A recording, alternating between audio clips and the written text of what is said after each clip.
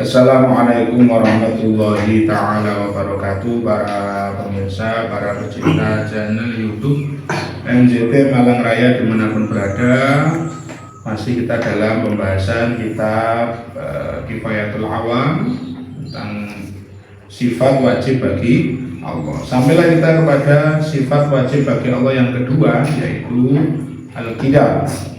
Ya, sifat Qidam, terdahulu. Maknanya yaitu adamul awaliyah. Allah itu tidak ada permulaannya. Nah, maka makna Allah Qidam atau qadiman la awwala li wujudi. Tidak ada permulaan dalam adanya Allah Subhanahu wa taala. Beda dengan Zaid misalnya, maka adanya seorang Zaid maka diawali dari penciptaan nutfah dan mana diciptakan dari nutfah tersebut. Nah, ulama berbeda pendapat bahwasanya perbedaan ini ada makna dari qadim atau wal azali. Ada yang mengatakan para ulama qadim wal azali bimakna wahid. Nah, seperti sebagian ulama mengatakan bahwasanya qadim dan azali maknanya adalah sama. Ada yang mengatakan bahwasanya qadim dan azali itu mukhtalifani, berbeda makna. Nah, ulama yang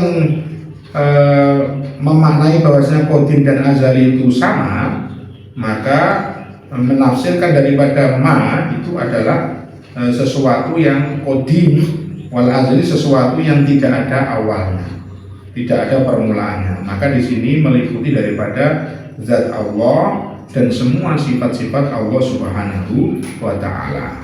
Sedangkan ulama yang mengatakan bahwasanya al-qadim dan azali itu adalah sesuatu yang berbeda, maka dikatakan bahwasanya yang namanya qadim itu maujudun la awwala lahu.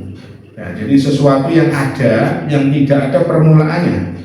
Sedangkan azali itu dikatakan dengan ma la awwala lahu, tidak ada kata maujud. Jadi sesuatu yang tidak ada permulaannya.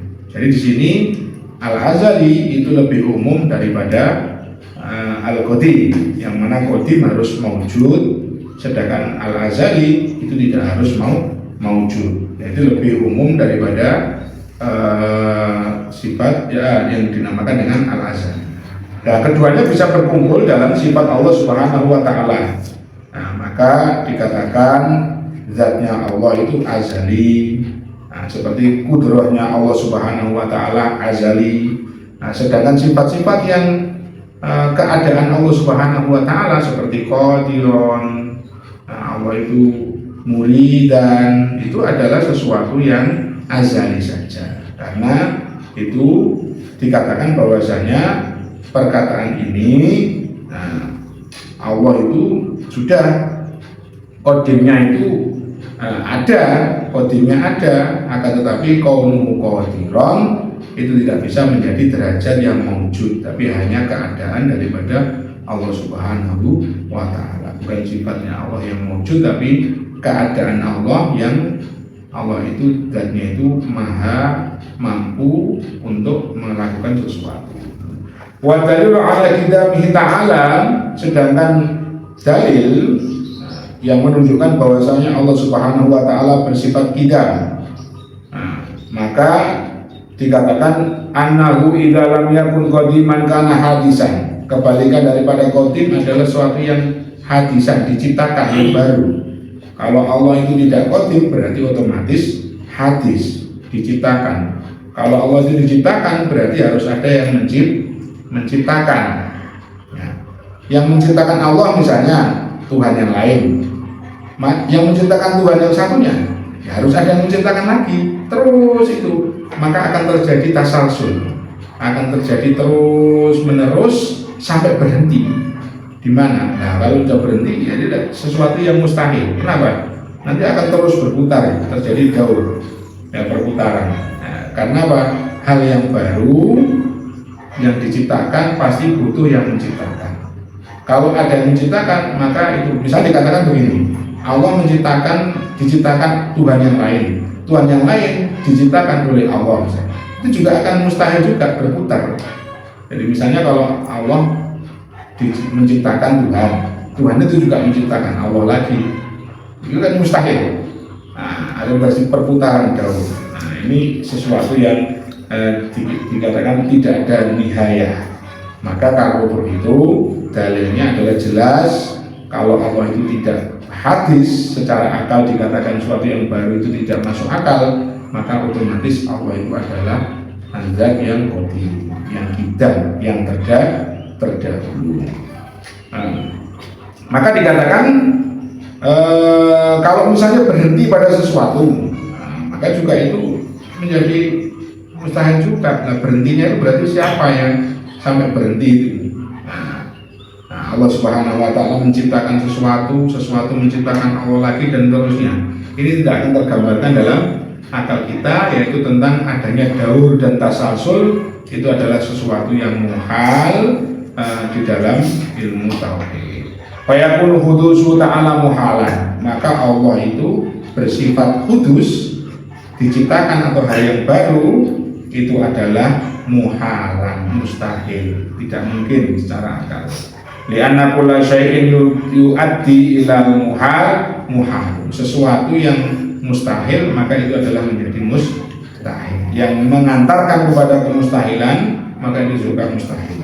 Fahasil dalil, maka kesimpulan daripada dalil itu adalah antakula laukana Allahu ghairu qadim, kalau Allah tidak bersifat qadim, tidak bersifat terdahulu, biangkana hadisan, Allah itu adalah hal yang baru, laftaqor ila muhdis, maka Allah itu butuh kepada yang menciptakan.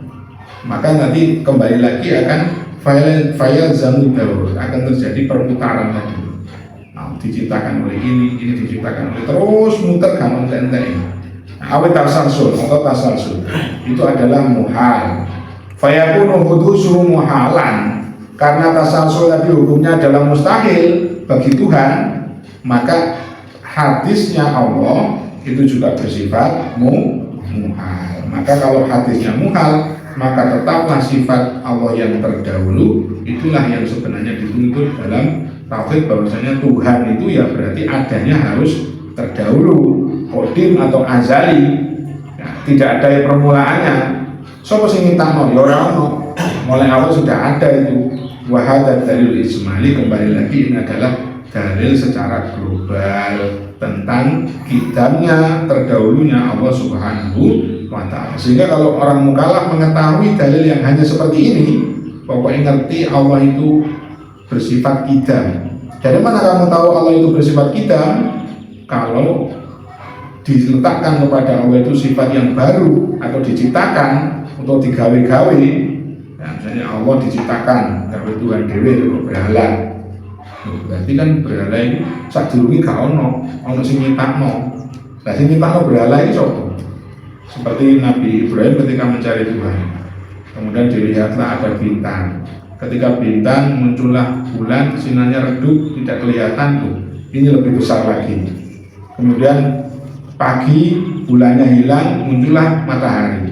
Loh, ini lebih besar lagi, hadza akbar. Bingung, sore terus mataharinya hilang lagi loh. Oh, berarti ini bukan Tuhan. Itu adalah dalam pencarian Tuhan. Misalnya dipikir-pikir, oh gini ya. Nah, baik secara akli maupun secara nakli, nah, minimal tahu bahwasanya nek Gusti Allah itu ono sing nyiptakno, Gusti Allah itu hal yang baru, itu mustahil. Berarti kebalikannya harus ada bagi Tuhan itu adalah sifat apa? Hidam, yaitu sifat terdahulu karena awalnya. Lah kalau Tuhan kok baru lahir, Tuhan kok baru ada. Nah, sebelumnya siapa yang jadi Tuhan? Kan ini juga membingungkan. Nah, itu makanya sifat seperti itu bagi kita supaya orang mukallaf itu tahu minimal dalil ijmali, sehingga keluar daripada pendapat orang-orang ulama-ulama yang mengatakan bahwasanya taklid dalam urusan akidah itu akan berbahaya, sehingga bisa naudzubillah bisa dicap yukhallatu shahibu finnar ala ra'i Ibnu Arabi was Sanusi kama taqaddama. Sebagaimana Ibnu Arabi dan Imam Sanusi mengatakan orang-orang yang taklid maka mereka akan dihukumi kufur.